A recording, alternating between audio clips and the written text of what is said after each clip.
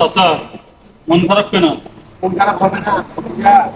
এই যে আমরা গার্মেন্টস শ্রমিকরা এত কষ্ট করে কাজ করতেছি, আজকে যে রানা প্লাজা ধ্বংস হয়ে গেল, আজকে 12টা বছর হয়েছে, তাদের কোনো ন্যায্য দাবি দাবি পাইছে? এখনো পাই নাই। আজকে তো এক যুগ শেষ। হ্যাঁ, এক যুগ শেষ। ঢাকা রানা প্লাজা ধ্বংস হওয়ার আজকে এক যুগ শেষ হয়ে গেছে, অথচ এখনো পর্যন্ত কোনো বিচার কাজ সম্পন্ন হয়নি। আমরা গার্মেন্টস শ্রমিক এবং কি ওরা গার্মেন্টস শ্রমিক, ওরা আমাদের ভাই বোন, ওদের জন্য আমার মন কাঁদে, হৃদয় কাঁদে। তাই আজকে ওদেরকে আমরা স্মরণ করে আমরা কালো ড্রেস পরিধান করছি, আমরা তাদেরকে স্মরণ করতেছি। যারা জীবিত আছে তাদের সুস্থতা কামনা করতেছি, আর যারা মারা গেছে প্রায় 1000 শ্রমিক ওখানে নিহত হয়েছে। ওই যারা নিহত হয়েছেন তাদের জন্য আমাদের তাদের আত্মার মাগফিরাত কামনা করতেছি, এবং আল্লাহ যেন তাদেরকে জান্নাতবাসী করেন।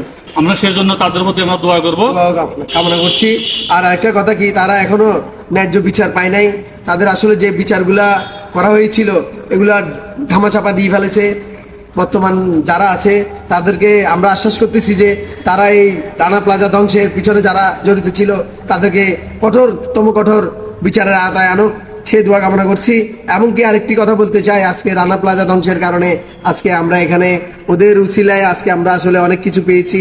যেমন কি আমরা এই যে আমাদের যে কর্মজীবনের ব্যস্ততার মধ্যে যেগুলো আছে এগুলো আমরা আসলে উপলব্ধি হতে পারছি। তাদের কারণে অনেক মানুষ, অনেক ফ্যাক্টরি এখন অনেক ডেভেলপমেন্টের মাধ্যমে অনেক কিছু সমাধান করতেছে। তো আমরা একটা জিনিস দোয়া করব, আশা করি ওদের যেন আল্লাহ তাআলা যেন ওদেরকে সুস্থ, ওদেরকে যেন জান্নাতবাসী করেন, সেই দোয়া আমরা করছি। এমনকি আমরা 1 মিনিট নীরবতা পালন করতেছি। ধন্যবাদ সবাইকে। আসসালামু আলাইকুম।